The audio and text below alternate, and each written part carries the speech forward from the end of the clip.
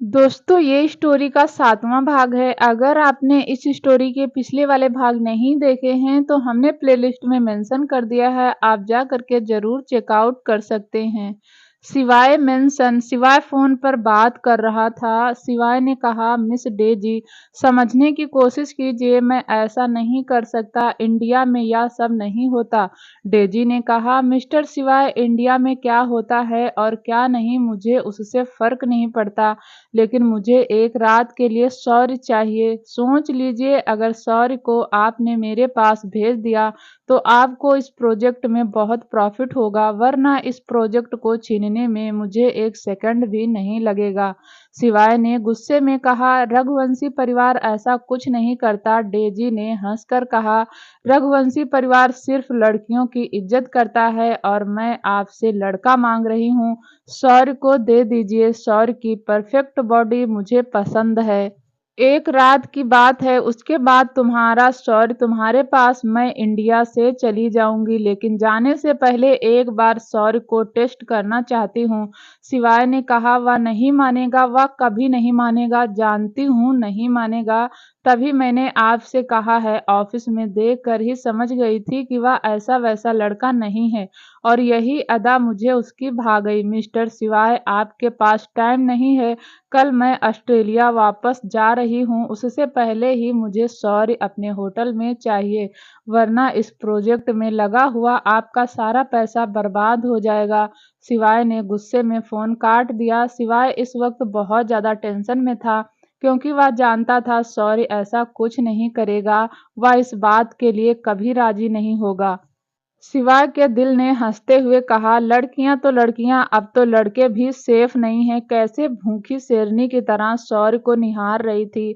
शौर्य ने मन में सोच रहा था, शिवाय कल तो मुझे शौर्य को आज़ाद करना ही है, आज उससे यह काम करवा ले, तेरा प्रोजेक्ट बच जाएगा। फिर उसने हंसते हुए कहा, शिवाय वह मर जाएगा लेकिन ऐसा काम नहीं करेगा, तू जानता है उसे, बचपन से जानता है, किसी लड़की के करीब नहीं गया, अचानक से तू उसे डेजी के करीब जाने के लिए कहेगा तो तुझ पर भड़क जाएगा। रहने दे, शेर को इतना ही परेशान नहीं करना चाहिए कि वह घायल होकर तुझ पर अटैक कर दे। सिवाय रघुवंशी नाम है तेरा और सिवाय रघुवंशी से कोई नहीं टकरा सकता, खुद उसका दोस्त भी नहीं। तुझे शौर्य को डेजी के पास भेजना ही होगा, वरना डेजी इस प्रोजेक्ट से हाथ खींच लेगी। सिवाय मन में सब कुछ सोच रहा था। पुश्तैनी हवेली, हर्षवर्धन उस लड़की को देख रहा था। वह लड़की बेशुद्ध मंदिर साफ करती हुई गुनगुना रही थी। उस लड़की ने मंदिर में हाथ जोड़े और पलट गई। जैसे ही वह लड़की पलटी, हर्षवर्धन से टकरा गई। हर्षवर्धन की गोद में पीहू थी। हर्षवर्धन ने एक हाथ से पीहू को पकड़ा हुआ था और दूसरे हाथ से उस लड़की को, जो हर्षवर्धन से टकराने की वजह से गिर सकती थी।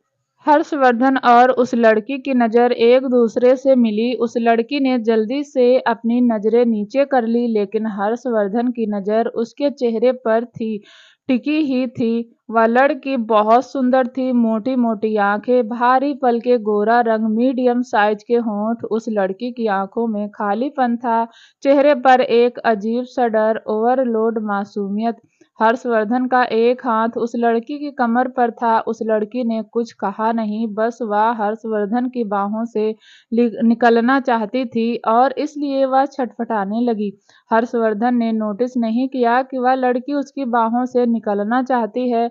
वह तो बस कुछ सेकंड के लिए उस लड़की की खूबसूरत चेहरे में खो गया। तभी उस घर के आंगन में 75 साल का बूढ़ा आदमी, जिसने कुर्ता पैजामा पहना हुआ था, वह आया। उस बूढ़े आदमी ने हर्षवर्धन को देखा तो मुस्कुराकर पूछा, रघुवंशी साहब आप यहाँ?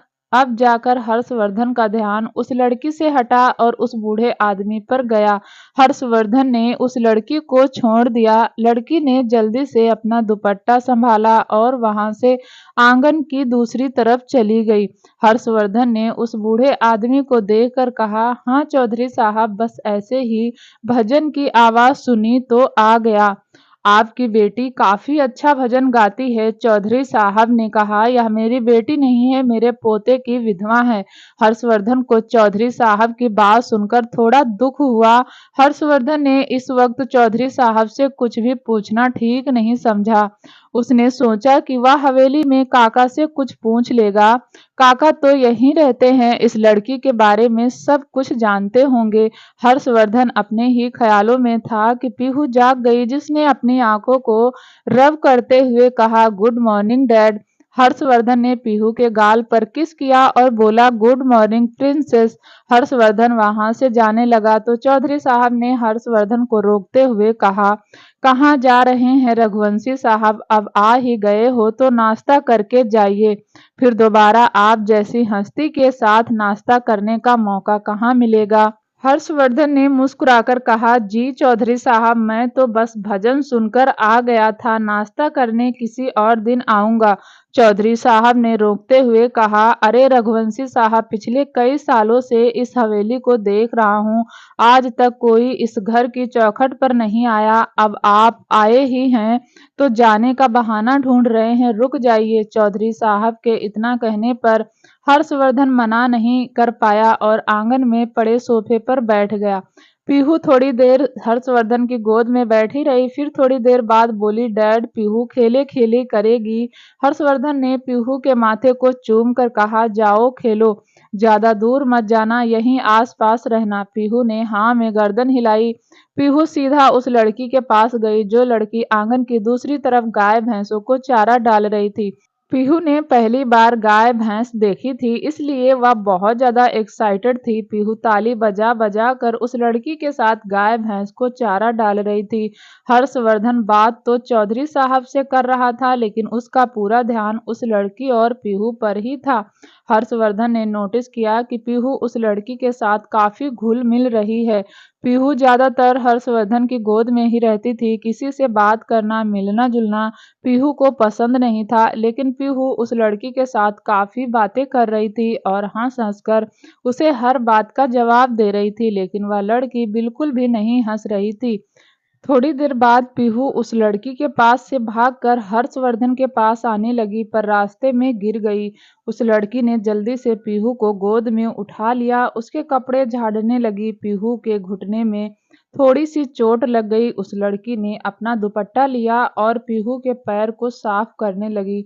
तभी पीछे से एक 55 साल की औरत की आवाज आई, बस कर डायन, अब तू छोड़ दे इसे, इस बच्ची पर तेरा काला साया पड़ेगा, बच्ची को भी कुछ हो जाएगा। या सुनते ही उस लड़की ने पीहू को गोद में से उतार दिया। तब तक हर्षवर्धन पीहू के पास आ गया था। हर्षवर्धन ने पीहू को गोद में लेकर कहा, माँ जी कैसी बात कर रही हैं, आज के टाइम में भी आप इन बातों पर यकीन करती हैं। उस औरत ने गुस्से में कहा, तुम नहीं जानते बेटा, जिस दिन यह लड़की मेरे बेटे से शादी करके इस घर में आई थी, उसी दिन मेरे बेटे को खा गई। तब से लेकर अब तक इस घर में नागिन की तरह कुंडली मारकर बैठी है, इस घर से जाने का नाम नहीं लेती। 10 बार घर से निकाल चुकी हूँ, लेकिन बेशर्म की तरह गेट पर ही बैठी रहती है। पता नहीं डायन से हमें कब छुटकारा मिलेगा। हर्षवर्धन ने उस औरत के साथ बहस करना ठीक नहीं समझा, लेकिन उसने बड़ी हैरानी से चौधरी साहब को देखा, जैसे कह रहा हो, आपके घर में लड़कियों की ऐसे इज्जत की जाती है। चौधरी साहब ने हर्षवर्धन को देखा तो उनकी नजरें झुक गई। चौधरी साहब ने अपने बेटे की बहू को देखकर कहा, बस करो बहू, बहुत हुआ, कम से कम देखा तो करो, घर में कोई मेहमान आया है। उस औरत ने कहा, क्यों देखूं बाबूजी, क्या गलत कह रही हूँ, जब से यह अपशगुनी हमारे घर में आई है तब से हमारा घर बर्बाद हो गया। हर्षवर्धन ने चौधरी साहब की तरफ देखकर कहा, चौधरी साहब फिर कभी आऊंगा। इतना कहकर हर्षवर्धन जाने लगा। हर्षवर्धन गेट तक की ही पहुंचा था कि उसने पलटकर उस लड़की को देखा, जो गर्दन झुकाए हुए रो रही थी और उसकी सास ने उसे ना जाने कितने गंदे गंदे शब्द बोल रही थी। सिवाय मेंशन काफी सोच विचार के बाद भी सिवाय को समझ नहीं आ रहा था कि वह सौर्य को डेजी के पास कैसे भेजे। अगर सिवाय उसे डेजी के पास नहीं भेजेगा तो उसके प्रोजेक्ट में लगे सारे पैसे वेस्ट हो जाएंगे। सिवाय ने सोचा कि वह चाचू से हेल्प ले लेगा। लेकिन अगले ही पल शिवाय के मन में आया कि अगर चाचू को यह बात पता चलेगा तो चाचू तो उसकी क्लास ले लेंगे, इसलिए उसने चाचू से हेल्प लेने की इच्छा को छोड़ दिया। शिवाय के कुछ समझ नहीं आ रहा था और फिर उसने अचानक खुद से कहा, सौर्य को डेजी के पास तो जाना ही होगा, मैं इतना बड़ा लॉस नहीं सह सकता। अगले ही पल शिवाय के चेहरे पर हंसी आ गई। वैसे भी कमीना बड़ा वर्जन बना घूमता है, आज इसकी इज्जत डेजी के हाथों बर्बाद हो जाएगी। शाम का वक्त हो गया था। शिवाय गार्डन में आया जहां शौर्य खाना बनाने की तैयारी कर रहा था। शिवाय ने शौर्य को देखकर कहा, शौर्य तुम्हें खाना बनाने की जरूरत नहीं है, तुम्हारे लिए एक काम है, तू वह कर दे, उसके बाद मैं तुम्हें और तुम्हारी बहन को आजाद कर दूंगा। शौर्य शिवाय को बचपन से जानता था, उसे पता था कि शिवाय कोई छोटा मोटा काम तो उसे कहेगा नहीं, कुछ ऐसा कहेगा जो शायद शौर्य से ना हो पाए। लेकिन शौर्य के पास शिवाय की बात मानने के अलावा सेकंड ऑप्शन नहीं था। शिवाय ने कहा, सोच क्या रहा है, बोल, यह आखिरी काम है, उसके बाद मैं तुझे और तेरी बहन को छोड़ दूंगा। शौर्य ने कुछ सोचकर कहा, ठीक है, बोल क्या काम है। शिवाय ने अपना गला साफ करते हुए बोला, ऐसा नहीं, पहले वादा कर, जो काम कहूंगा वह तुझे करना होगा। शौर्य को कुछ तो गड़बड़ लग रही थी। वादा नहीं करता, पर कोशिश करूंगा कि तूने जो कहा है वह मैं काम कर दूं, शौर्य ने शिवाय को जवाब देते हुए कहा। शिवाय ने एटीट्यूड के साथ कहा, काम तो तुझे करना होगा, चाहे तेरी इच्छा हो या ना हो। अगर तू खुशी से मान जाएगा तो ठीक है, वरना मुझे मजबूर करना आता है। शौर्य ने अपने हाथ बांधकर कहा, तू काम बता। शिवाय के चेहरे पर एक हल्की सी मुस्कान आ गई और उसने शौर्य को देखकर कहा, तुझे डेजी एक रात के लिए मांग रही है। यह सुनते ही शौर्य के हाथ में जो चाकू था जिससे वह सब्जियां काट रहा था, वह चाकू हाथ से छूट गया हो। शिवाय को हंसी आ गई। शौर्य ने अगले ही पल गुस्से में कहा, तूने मुझे समझा क्या है, क्या हूं मैं तुझे यह सब बोलते हुए, शर्म नहीं आती? तू इतना गिर गया कि तू कहेगा और मैं उस प्यासी औरत की प्यास बुझाने चला जाऊंगा? दिमाग खराब हो गया है तेरा, जा यहाँ से। शौर्य को गुस्सा करता हुआ देख शिवाय की तो हंसी रुक नहीं रही थी। शिवाय जितना हंसता, शौर्य का गुस्सा उतना बढ़ता। शिवाय ने जैसे तैसे अपनी हंसी कंट्रोल करते हुए बोला, गुस्सा क्यों कर रहा है, तू ही तो उसे देखकर स्माइल पास कर रहा था। अब उसे तू चाहिए तो मैं क्या करूं? कल वह ऑस्ट्रेलिया वापस चली जाएगी, उससे पहले ही वह तुझे चखना चाहती है।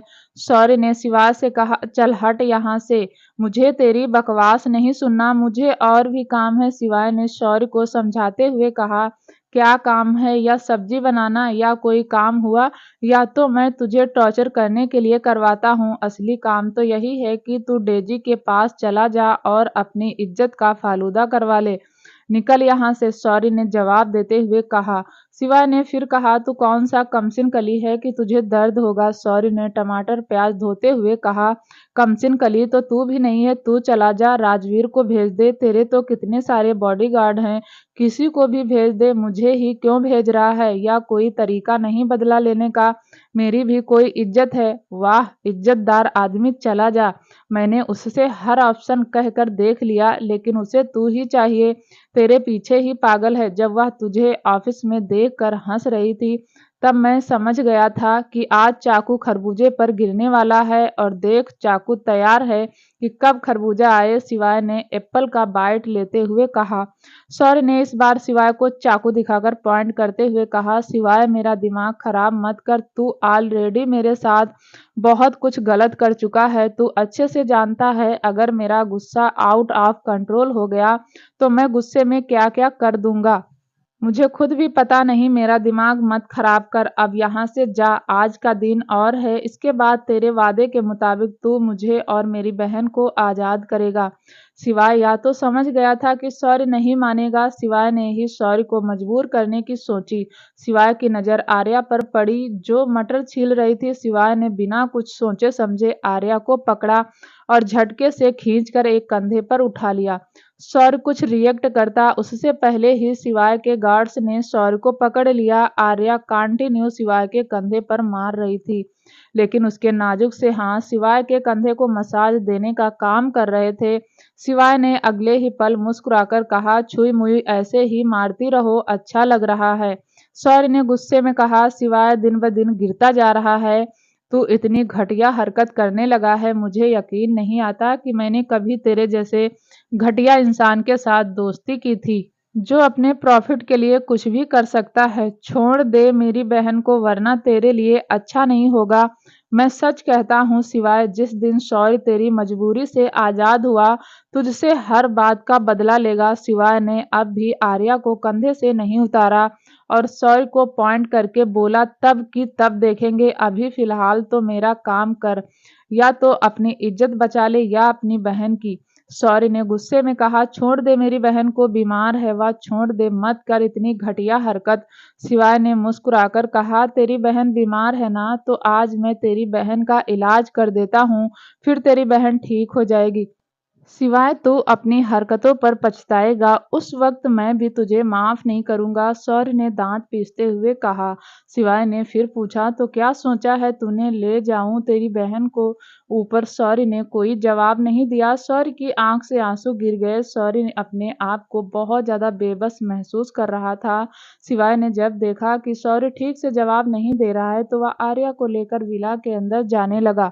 शौर्य ने चिल्लाकर कहा, मैं तैयार हूँ, मैं चला जाऊंगा डेजी के पास, छोड़ दे मेरी बहन को। सिवाय ने मुस्कुराकर आर्या को नीचे उतार दिया और उसकी कमर पर एक हाथ रखकर खुद से सटाकर कहा, तुम्हें पता है छुई मुई, तुम्हारा भाई तुम्हें बहुत प्यार करता है, देखो कैसे तुम्हें बचाने के लिए खुद कुर्बान होने जा रहा है। तुम्हारे भाई को कैसे कंट्रोल करना है मुझे अच्छे से पता है। देखो, जब मैं प्यार से बोल रहा था तो कितने नखरे कर रहा था, मैंने जरा सी शक्ति दिखाई तो कैसे मान गया। शौर्य ने कड़वी हंसी के साथ कहा, तू मेरा फायदा उठा रहा है, उठा ले, आज का दिन और है, उसके बाद यकीन मान तू अपने किए पर पछताएगा, माफी मांगेगा, लेकिन मैं तुझे माफ नहीं करूंगा। वह दिन कभी नहीं आएगा जब मैं तुझसे माफी मांगूंगा। इतना कहकर सिवाय ने आर्या को झटके से छोड़ दिया। आर्या गिर जाती उससे पहले ही राजवीर ने उसे पकड़ लिया। राजवीर गुस्से में सिवाय को बहुत कुछ कहना चाहता था, लेकिन वह भी सिवाय के सामने मजबूर था। सिवाय मेंशन में जाता हुआ बोला, रात को 7 बजे कपड़े भिजवा दूंगा, अच्छे से नहा धोकर तैयार हो जाना। सिवाय फिर मुस्कुराकर वहां से चला गया। शौर्य ने मन ही मन कहा, तूने अपना टैलेंट बहुत दिखा लिया सिवाय, अब तू मेरा टैलेंट देखेगा, मैं भी देखता हूँ। डेजी के पास तू जाता है कि मैं, तुझे बहुत शौक है ना डेजी जैसी औरत की डिमांड पूरी करने का, देखता हूँ डेजी की डिमांड तू पूरी करता है कि मैं। अगर मैं बर्बाद हुआ तो आबाद तो तुझे भी नहीं रहने दूंगा। पुश्तैनी हवेली हर्षवर्धन जब से चौधरी साहब के घर से आया था, तब से ही उसके दिमाग में उस लड़की की तस्वीर घूम रही थी। हर्षवर्धन थोड़ी देर सोना चाहता था, लेकिन सो नहीं पाया। हर्षवर्धन आंखें बंद करता तो उस लड़की का चेहरा दिखाई देता, हर्षवर्धन आंखें खोलता तो उस लड़की का गाया हुआ भजन उसके कानों में सुनाई देने लगता। हर्षवर्धन पूरी तरह बेचैन हो चुका था। ऐसा नहीं था कि हर्षवर्धन को उससे प्यार हो गया था, लेकिन उस लड़की के बारे में जानने की इच्छा जरूर करने लगा था। करीब 2 घंटे बेड पर बेचैन रहने के बाद हर्षवर्धन हवेली की रसोई में गया, जहां काका काम कर रहे थे। हर्षवर्धन ने पूछा, काका पीहू कहाँ है? काका ने कहा, वह तो सोफे पर बैठी हुई ड्राइंग बना रही है। हर्षवर्धन ने सोफे की तरफ देखा तो पीहू वहीं बैठी थी। काका ने कहा, क्या बात है बेटा, आज सोए नहीं? हर्षवर्धन ने कहा, कुछ नहीं काका, बेचैनी सी हो रही है, रात रात भर सोते नहीं हो तो बेचैनी तो होगी ही, भला इतना काम करने के लिए किसने कहा है? थोड़ा शरीर को आराम भी देना चाहिए, काका ने समझाते हुए कहा। हर्षवर्धन ने कहा, यह बात नहीं है काका, ऐसे तो मैं कई रातें जाग कर काम कर चुका हूँ, तो क्या बात है बेटा? अगर मुझे बताकर तुम्हारे दिल को तसल्ली मिलती है तो तुम मुझे बता सकते हो। हर्षवर्धन ने हंसकर कहा, काका बता तो दूंगा, लेकिन वादा कीजिए कि इसका मतलब नहीं निकालोगे। समझ लीजिए, अपनी बेचैनी कम करने के लिए आपसे कुछ पूछना चाहता हूँ। हाँ बेटा पूछो, काका ने हर्षवर्धन को कॉफी पकड़ाते हुए कहा। हर्षवर्धन ने कॉफी की सिप लेकर कहा, आज सुबह मेरे कानों में एक भजन की आवाज सुनाई दी। मैं उसकी तरफ खींचा चला गया और चौधरी साहब के घर पर पहुंच गया। वहां मैंने एक लड़की देखी जो शायद चौधरी साहब के पोते की विधवा है। उसने सफेद रंग का सूट सलवार पहना हुआ था, सर पर दुपट्टा ले रखा था। लड़की देखने में बहुत मासूम और प्यारी थी, लेकिन उसके घर वाले उसके साथ अच्छा सलूक नहीं करते। आप मुझे उस लड़की के बारे में बता सकते हैं ना? चाहते हुए भी हर्षवर्धन की बात सुनकर काका के चेहरे पर एक स्माइल आ गई। स्माइल को देखकर हर्षवर्धन ने थोड़ा-सा शर्माते हुए कहा, "काका, मैंने कहा था कि बातों का मतलब मत निकालना, लेकिन फिर भी आपने निकाल दिया। मैं बस उस लड़की के बारे में जानना चाहता हूँ।" काका ने हंसकर कहा, "मैंने कोई मतलब नहीं निकाला बेटा, मैं तो बस ऐसे ही मुस्कुरा रहा हूँ, क्योंकि पहली बार तुम्हारे मुँह से किसी लड़की के बारे में सुन रहा हूँ। पहली बार तुमने किसी लड़की में दिलचस्पी दिखाई है, वरना तुम्हारे डिवोर्स के बाद तो तुम्हें लड़की जात से ही नफ़रत हो गई है।" हर्षवर्धन के चेहरे पर हल्की सी चमक थी। हर्षवर्धन ने फिर पूछा, "तो बताइए ना काका, कौन है वह लड़की? क्या नाम है उसका और उसके पति की डेथ कब हुई और उसके ससुराल वाले उसे इतना टॉर्चर क्यों करते हैं?" काका ने किचन को साफ करते हुए कहा, "क्या बताएं बेटा, माँ-बाप का साया तो उस लड़की के सर से बचपन में ही उठ गया था और ससुराल वाले भी कुछ खास लगाव नहीं करते।" हर्षवर्धन काका की बातें ध्यान से सुन रहा था। हर्षवर्धन ने फिर पूछा, "काका, यह लड़की अपने घर क्यों नहीं जाती?" काका ने फ्रिज में से सब्जियां निकालकर काटते हुए कहा, "बेटा, शुरू से बताते हैं इस लड़की के बारे में। इस लड़की का नाम हीर है। जब पैदा हुई थी उसकी माँ की मौत तभी हो गई थी, इसलिए पूरा परिवार हीर को अभागन कहने लगा। हीर के पिता भी ज्यादा दारू पीते थे, तो एक दिन पिता भी चल बसे। हीर उस वक्त 5 साल की थी। हीर के सिर से माता और पिता दोनों का साया उठ गया। चाचा चाची ने हीर को पाल तो लिया, लेकिन हर वक्त ताना देते थे, उससे घर का काम करवाते थे। बेचारी का बचपन बहुत दुख से गुजरा। चौधरी साहब हीर के दादाजी के दोस्त थे। हीर के दादाजी को हीर की हमेशा फिक्र लगी रहती थी। एक बार चौधरी साहब हीर के दादाजी से मिलने उनके गांव गए। उन्हें हीर पसंद आ गई, तो चौधरी साहब ने हीर की शादी अपने पोते सुंदर के साथ कर दी। हीर उस वक्त 16 साल की थी, स्कूल भी पास नहीं हुआ था। उस बेचारी का पढ़ी लिखी भी कम थी। सुंदर कहाँ का अच्छा लड़का था, बहुत दारू पीता था, दोस्तों के साथ आवारागर्दी करता था, लड़कियों को छेड़ता था, काम धंधा कुछ करता नहीं था। चौधरी साहब ने बड़ी चालाकी से अपना बिगड़ा हुआ पोता ब्याह दिया।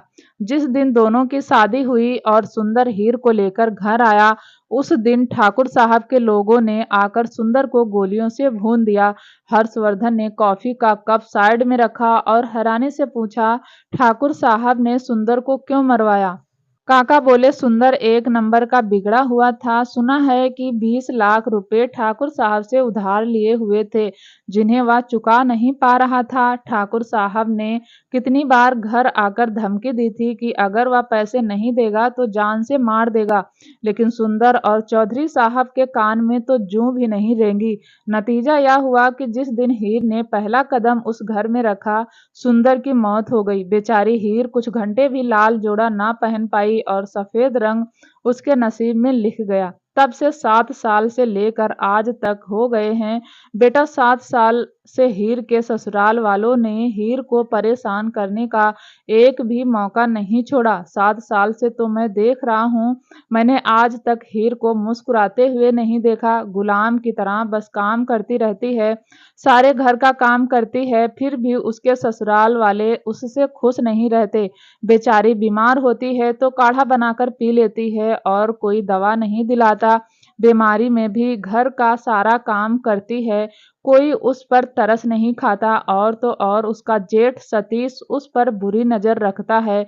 बेचारी हीर जैसे तैसे खुद को अपने जेठ से बचाती है। 1-2 बार तो उसकी सास ने सतीश को हीर के साथ जबरदस्ती करते हुए भी देख लिया, लेकिन मजाल सतीश की गलती निकाल दे, उल्टा कहती है कि हीर ही चरित्रहीन है, हीर को ही मार पड़ती है। कितनी बार तो हीर को ठंड में घर से बाहर निकाल देती है। फिर बेचारी कहाँ जाए, अपने घर जा नहीं सकती क्योंकि चाचा चाची रखेंगे नहीं। पढ़ी लिखी भी ज्यादा नहीं है जो अपने अधिकार पता होगा, इसलिए रात भर घर के बाहर ही ठंड में बैठी रहती है। बेटा, सुकून का एक पल हीर ने कभी नहीं देखा। पता नहीं भगवान भी कहाँ सोए हैं जो इस बच्ची को सुख नहीं दे रहे हैं। हीर की सास ने पूरे गांव में अफवाह फैला रखी है कि मनहूस है, उस पर काला साया है, चुड़ैल है, डायन है। अगर हीर किसी को हाथ लगाएगी तो उसका नुकसान हो जाएगा।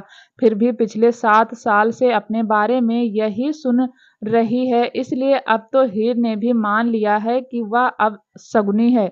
हर्षवर्धन ने एक गहरी सांस लेकर कहा, काका, आज के टाइम में भी ऐसे लोग हैं जो इंसान को इंसान नहीं समझते। काका ने कहा, हर्षवर्धन बेटा, तुमने तो अब अपनी आंखों से ही देख लिया है हीर के ससुराल वाले हीर को कितना परेशान करते हैं। लेकिन मजाल चौधरी साहब ने कभी गले से आवाज निकाली हो। चौधरी साहब तो खुद ही नहीं चाहते कि हीर इस घर में रहे। बेचारी की नौकर से भी ज्यादा बुरी हालत है, लेकिन गले से उफ तक नहीं निकालती। हीर की आंखों में मैंने कभी चमक नहीं देखी, हमेशा भीगी आंखें ही देखी हैं। पता नहीं कब कोई आएगा और इसकी आंखों के आंसू को चुरा लेगा। यह बात बोलकर काका हर्षवर्धन की तरफ देखने लगे, जो किसी ख्यालों में खोया हुआ था। अचानक ही हर्षवर्धन ने जब अपने चेहरे पर काका की नजर महसूस की तो काका को देखकर मुस्कुराकर कहा, मुझसे उम्मीद मत करिए, मैं शादी वादी नहीं करने वाला, ठीक है। मानता हूँ कि हीर का दुख बहुत बड़ा है, लेकिन मैं वह नहीं हूँ जो हीर को खुशी दे। काका ने हंसते हुए कहा, मैंने तो कुछ कहा ही नहीं। हर्षवर्धन ने मुस्कुराकर कहा, हर बात कहने की नहीं होती काका, बचपन से आपके साथ ही हूँ, आपके बिना कहे समझ जाता हूँ कि आप मुझसे क्या चाहते हैं, क्या क्या नहीं। कहा, इसमें हर्ज ही क्या है। हीर बहुत अच्छी है, पीहू को बहुत प्यार करेगी, तुम चौधरी साहब से हीर का हाथ मांग लो। हर्षवर्धन ने मुस्कुराकर कहा, काका प्लीज ऐसी बात मत कीजिए, मैं अब शादी के झमेले में पड़ना ही नहीं चाहता। काका ने कहा, बेटा यह नैना जैसी नहीं है, बहुत अच्छी लड़की है, सांस भी लेगी तो तुमसे पूछ कर लेगी। हर्षवर्धन ने मुस्कुराकर ना में गर्दन हिला दी, जैसे दिल कुछ कह रहा हो और दिमाग कुछ और कह रहा हो। काका ने अगले ही पल कुर्सी से उठते हुए कहा, हाँ मैं समझ गया, कहाँ तुम इतने अमीर पढ़े लिखे आदमी, विदेशों में घूमने वाले, कहाँ वह कम पढ़ी लिखी गरीब, तुम्हारे साथ तो वह अच्छी भी नहीं लगेगी। मैं ही बेकार हीर और तुम्हारे सपने देखने लगा। चलता हूँ, दोपहर का खाना बनाने का वक्त हो गया। काका किचन की तरफ जा रहे थे और हर्षवर्धन उन्हें पीछे से मुस्कुराकर देख रहा था। हर्षवर्धन ने थोड़ा तेज आवाज लगाकर कहा, काका कुछ भी कह लीजिए, आपकी बातों का मुझ पर असर नहीं होगा। यह जो आप अभी अभी मुझे डायलॉग मार कर गए हैं, इस डायलॉग का भी असर नहीं होगा। काका ने भी हंसते हुए कहा, जानता हूँ, लेकिन कोशिश करना मेरा काम है, फिर भी एक बार सोच कर देखना। पीहू को माँ मिल जाएगी और तुम्हारे हाथों किसी की जिंदगी संवर जाएगी। लड़की सुंदर और प्यारी भी है, तुमने खुद ही कहा था। हर्षवर्धन ने काका की बात सुनकर मुस्कुराया और फिर ना में गर्दन हिला दी। काका ने रसोई में ही थोड़ी तेज आवाज में कहा, सोच लो बेटा, पढ़ी लिखी तेज तर्रार लड़की से शादी करके देख चुके हो, एक बार सीधी साधी गाय जैसी लड़की से ही शादी करके देख लो, यकीन मानो तुम्हारा घर स्वर्ग बना देगी। हर्षवर्धन ने फिर मुस्कुराकर ना में गर्दन हिला दी, लेकिन काका की बात हर्षवर्धन के दिल में कहीं ना कहीं तो लग गई थी। रघुवंशी इंडस्ट्रीज दिव्यांश केबिन में बैठा हुआ था। दिव्यांश का मन आज घर जाने का था ही नहीं। दिव्यांश आज बहुत बेचैन था। दिव्यांश को पता था कि आज वह आखिरी बार दृष्टि के पास जाएगा। आज के बाद दृष्टि उसे छोड़कर चली जाएगी। दिव्यांश के वादे के मुताबिक दिव्यांश को दृष्टि को आजाद करना ही होगा, इसलिए दिव्यांश की हिम्मत घर जाने की नहीं थी। दिव्यांश समझ नहीं रहा था कि वह बेचैन क्यों है, क्यों दृष्टि उसके पास से चली जाएगी। इसलिए क्या वह दृष्टि को जाने नहीं देना चाहता था? क्या वह दृष्टि को हमेशा अपने पास रखना चाहता था? क्या वह दृष्टि के साथ शादी करना चाहता था? दिव्यांश अपनी जिंदगी में बहुत ज्यादा कंफ्यूज हो चुका था। आज की रात दिव्यांश के लिए बहुत भारी थी। सिवाय मेंशन शौर्य तैयार हो रहा था, उसका मुंह बना हुआ था। शौर्य पूरा तैयार होकर पलटा तो सामने शिवाय खड़ा था, जो अपनी हंसी कंट्रोल करने की कोशिश कर रहा था। शिवाय ने शौर्य को एक परफ्यूम देकर कहा, यह लगा ले, ज्यादा मजा आएगा। शौर्य को शिवाय की हरकत पर बहुत गुस्सा आ रहा था, लेकिन उसने मन ही मन खुद से कहा, you just wait and watch mister Shivay Raghuvanshi, कैसे मैं डेजी को तेरे पीछे लगाता हूँ। शौर्य ने अपना गुस्सा जैसे कैसे कंट्रोल किया और बोला, मुझे होटल का एड्रेस दे, मैं जा रहा हूँ, और अगर मेरी बहन को कुछ भी किया तो तू जानता है, शिवाय रघुवंशी पूरे परिवार में आग लगा दूंगा। शिवाय ने हंसते हुए कहा, मैं तो डर गया। मैं तुझसे बहुत डरता हूँ, तेरे गुस्से से भी बहुत डरता हूँ। मुझे तुमसे बहुत डर लगता है। प्लीज अपने गुस्से को कंट्रोल कर। ऐसा ना हो तेरा गुस्सा मुझे ही जलाकर भस्म कर दे। अबे जा ना, कुछ नहीं कर रहा। तेरी बीमार बहन के साथ क्या करूंगा? तेरी बीमार बहन के साथ करने से अच्छा है किसी को हायर कर लूं। कम से कम बॉडी सर्टिफिकेशन तो होगा। उस छुई मुई के साथ कुछ करने से तो कुछ नहीं होने वाला। सौर्य ने अब शिवाय से बहस करना ठीक नहीं समझा। सौर्य गुस्से में मगर दांत पीसते हुए कहा, एड्रेस दे मुझे। शिवाय ने अपना मोबाइल निकाला और सौर्य को मैसेज कर दिया। सौर्य ने मैसेज पढ़ा और हवा की स्पीड से मेंशन से निकल गया। आर्या अभी गार्डन में ही थी। गार्डन में ठंडी ठंडी हवा चल रही थी, जिसकी वजह से आर्या को ठंड लग रही थी। इसलिए वह सिकुड़ उसी पेड़ के पास बैठ गई जहां वह रोज सोती थी। राजवीर ने आर्या को इस हालत में देखा तो उसे आर्या पर बहुत तरस आया। राजवीर का मन हुआ कि वह आर्या को मेंशन के अंदर ले जाए, लेकिन शिवाय के आर्डर के बिना वह आर्या को अंदर नहीं ला सकता था। राजवीर आर्या को ऐसे बैठे देख रहा था, तभी उसके कंधे पर शिवाय ने हाथ मारकर कहा, बहुत सख्त जान है, कुछ नहीं होगा इसे। सौर्य राजपूत की बहन है। सौर्य राजपूत जितनी ही मजबूत है। राजवीर ने शिवाय के सामने नजरें झुकाते हुए कहा, सर फिर भी लड़की है, ठंड लग जाएगी। बाहर बहुत हवा चल रही है। अगर आप कहें तो मैं एक ब्लैंकेट लाकर दे दूं। शिवाय ने ना में गर्दन हिला दी। इसका भाई किसी काम से गया है, जब तक वह काम नहीं हो जाता मैं इस पर तरस नहीं खा सकता। शिवाय ने एटीट्यूड के साथ कहा। दूसरी तरफ सौर्य घबराता हुआ एक 5 स्टार होटल में गया। सौर्य कमरे के बाहर खड़ा था। सौर्य की हिम्मत अंदर जाने की नहीं थी। सौर्य ने मन ही मन खुद से कहा, यार मैं लड़का हूँ, जब मेरी यह हालत है, सोच रहा हूँ जो लड़की मजबूर होकर यह सब करती हैं वह खुद को कैसे संभालती हैं। हे भगवान, मेरी इज्जत बचा ले, मुझे बचा ले भगवान। मैं ₹1.25 का प्रसाद चढ़ा दूंगा। अरे ₹1.25 तो बहुत कम है। अच्छा, ₹100 का प्रसाद चढ़ा दूंगा। बस मुझे बचा लेना भगवान। बस डेजी मेरे झूठ पर यकीन कर ले, वरना मैं किसी को मुंह दिखाने लायक नहीं रहूंगा। और शौर्य ने जैसे तैसे करके अपने आप को आधा घंटा समझाया और गेट नॉक किया। डेजी ने गेट खोल दिया। डेजी ने एक नाइटी पहनी थी जो ना के बराबर उसके बदन को छुपा रही थी। डेजी को देखकर शौर्य की घबराहट दुगनी हो गई। शौर्य ने व्हाइट कलर की टी शर्ट और ब्लैक कलर का लोअर पहना हुआ था। डेजी शौर्य की टी शर्ट को मुट्ठी में भरा और खींचते हुए अंदर ले आई।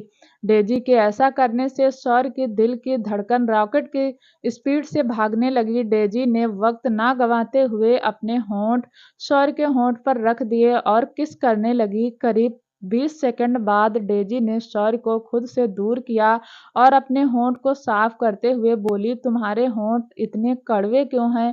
डेजी की बात सुनकर शौर्य ने मन ही मन कहा, लगता है मेरा प्लान काम कर रहा है। सॉरी बोला, वह क्या है ना, मैं बीमार हूँ, मेरे पूरे बदन से कड़वा ही टेस्ट आता है। आप चाहे तो कहीं पर भी किस करके देख सकती हैं। डेजी ने एक स्माइल करके शरारत भरे अंदाज में कहा, सच मैं भी तो देखूं तुम कितने कड़वे हो। सौर्य ने अपना सलाइवा गटक लिया। डेजी ने बिना टाइम गंवाए सौर्य की टी शर्ट निकाल दी और उसके सीने पर किस करने लगी। अगले ही पल डेजी को फिर से कड़वा टेस्ट आया। डेजी ने अपने होंठ रगड़ कर कहा, सच में तुमसे तो कड़वा टेस्ट आता है, क्या हुआ है तुम्हें, कौन सी बीमारी है? सौर्य ने अपनी नजर चुराते हुए कहा, वह मुझे एड्स है।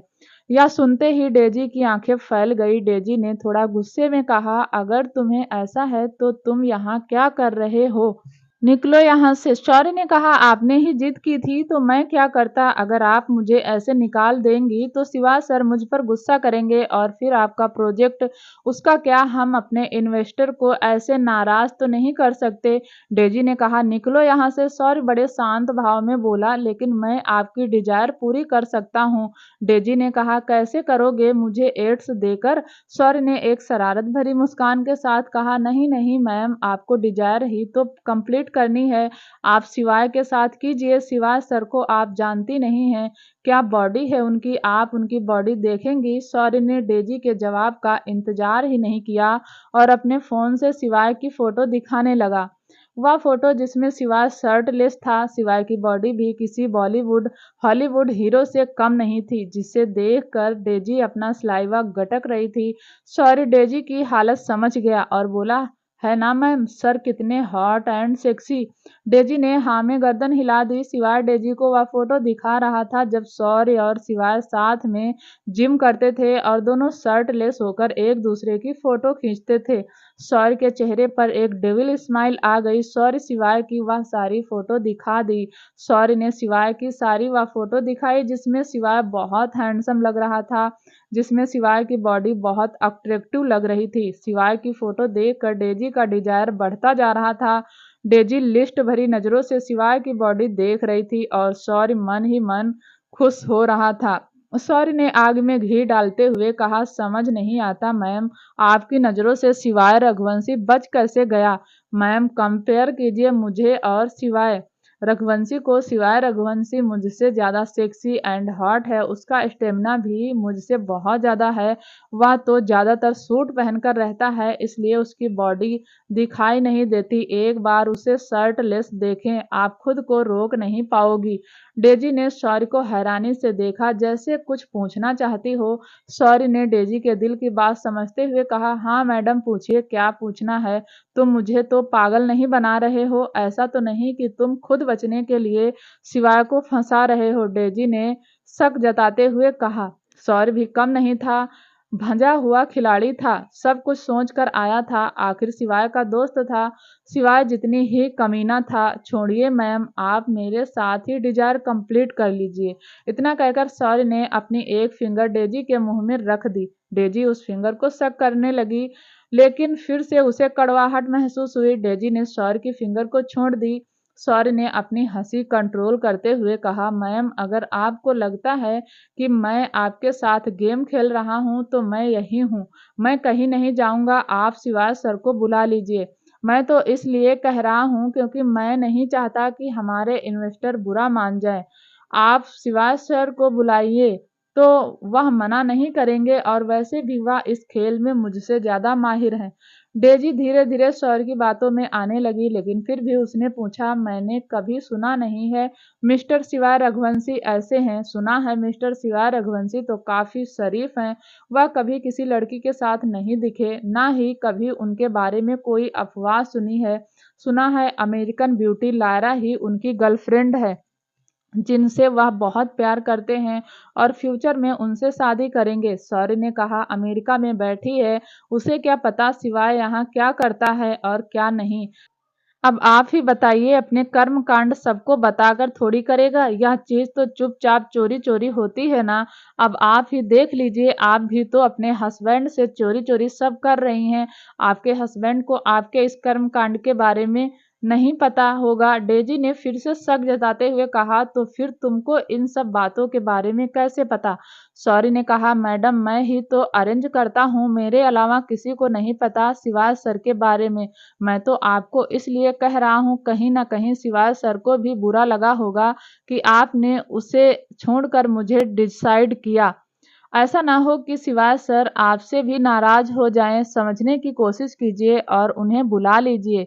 सौर्य ने डेजी को पूरी तरीके से शीशे में उतार लिया था। डेजी ने बिना वक्त गंवाए शिवाय को फोन कर दिया। दूसरी तरफ शिवाय बालकनी में खड़ा हुआ था, आर्या को निहार रहा था। आर्या ठंड से सिकुड़कर पेड़ से टेक लगाकर सो गई थी। शिवाय के दिल ने कहा, शिवाय, तुझे जितना भी समझना है समझ ले, लेकिन तू करता अपने मन की है। देख उस लड़की को, सौर्य ने कहा था, वह बीमार है और अब तू उसे और ज्यादा बीमार कर देगा। कहीं मर न जाए, मरती है तो मर जाए, बीमार पड़ती है तो पड़ जाए, मुझे क्या। मैंने तो अपने घर में 5 लाश देखी हैं, एक लाश सौर्य भी देख लेगा तो कौन सी आफत आ जाएगी। उसे भी तो पता चले, जब कोई अपना दूर होता है तो कैसा लगता है। सौर्य भी उस दर्द से गुजरे जिस दर्द से मैं गुजर रहा हूँ। तभी शिवाय का फोन वाइब्रेट हुआ। शिवाय ने फोन चेक किया तो डेजी का था। शिवाय के चेहरे पर एक मुस्कान आ गई। शिवाय सौर्य को डेजी के साथ ही इमेजिन करने लगा और शिवाय की हंसी छूट गई। पुश्तैनी हवेली। हर्षवर्धन आज पूरा दिन नहीं सो पाया। पूरा दिन ही उसे हीर का ख्याल आता रहा। हर्षवर्धन ने अपने मन को समझाने की बहुत कोशिश की, लेकिन फिर भी उसका ध्यान हीर से हटा ही नहीं। हर्षवर्धन स्टडी रूम में बैठा था। पीहू भी स्टडी रूम के सोफे पर बैठकर अपनी डॉल से बातें कर रही थी। हर्षवर्धन ने एक नज़र पीहू को देखा तो फिर मुस्कुराकर काम करने की कोशिश करने लगा। पिछले 1.5 घंटे से हर्षवर्धन काम करने की कोशिश कर रहा था, लेकिन उसका ध्यान तो आज काम में था ही नहीं। तभी काका आए और बोले, वह लड़की मिलने आई है। हर्षवर्धन के मुंह से अचानक ही निकला, कौन? हीर? काका ने मुस्कुराकर कहा, हाँ बेटा, हीर की ही बात कर रहा हूँ। वह तुमसे मिलने आई है। काका को मुस्कुराते हुए देखकर हर्षवर्धन के चेहरे पर भी मुस्कुराहट आ गई। हर्षवर्धन ने कहा, बस कीजिए काका, आपकी मुस्कुराहट का असर मुझ पर नहीं होगा। काका ने मुस्कुराकर फिर कहा, लेकिन जिसकी मुस्कुराहट का असर होगा वह बाहर खड़ी है, जाकर मिलें उससे। हर्षवर्धन ने हैरानी से कहा, काका वह बाहर क्यों खड़ी है? उसे अंदर ही भेज दो और उसके लिए कुछ अच्छा सा बना कर ले आओ। काका ने इस बार थोड़ा सीरियस होते हुए कहा, बेटा वह आधे घंटे से बाहर खड़ी है। मैं उसे कई बार कह चुका हूँ कि हवेली के अंदर आ जाए, लेकिन वह नहीं आई। वह कह रही है कि उसका काला साया पीहू पर पड़ जाएगा तो पीहू को दोबारा चोट लग जाएगी, इसलिए वह गार्डन में ही खड़ी है। रात बहुत हो गई है, ठंड भी लग रही होगी, तुम गार्डन में ही मिल लो। जब तक तुमसे मिलेगी नहीं, जाएगी नहीं। मिल लो बेटा, वरना खड़ी रहेगी। हर्षवर्धन अपनी चेयर से खड़ा हुआ और पीहू को देखकर बोला, पीहू डैडी अभी 2 मिनट में आए, तब तक आप यहीं खेलो। पीहू ने हाँ में गर्दन हिला दी और हर्षवर्धन बाहर की तरफ जाने लगा। हर्षवर्धन जैसे जैसे हवेली से बाहर जा रहा था, हर्षवर्धन की दिल की धड़कन डबल स्पीड से भाग रही थी। हर्षवर्धन को खुद नहीं पता था कि उसे उस लड़की से मिलते हुए घबराहट क्यों हो रही है। दुनिया के टॉप बिजनेसमैन हर्षवर्धन की एक मीटिंग के लिए तरसते थे। हर्षवर्धन का कॉन्फिडेंस लेवल हाई था और आज एक लड़की से मिलने में इतना घबरा रहा था। हर्षवर्धन के दिल में धक धक हो रही थी, जो उसने कभी नैना के साथ में महसूस नहीं की थी। हर्षवर्धन जो महसूस कर रहा था वह उसके साथ पहली बार हो रहा था। आज से पहले उसने कभी किसी लड़की को देखकर ऐसा महसूस नहीं किया था। आखिर क्या होगा जब हर्षवर्धन हीर से मिलेगा? क्या सिवाय डेजी के जाल में फंस जाएगा? दोस्तों, जानने के लिए प्लीज़ चैनल को लाइक, शेयर, सब्सक्राइब जरूर करें, ताकि जब भी वीडियो डालें आपको नोटिफिकेशन तुरंत मिले। तब तक के लिए नमस्कार, धन्यवाद।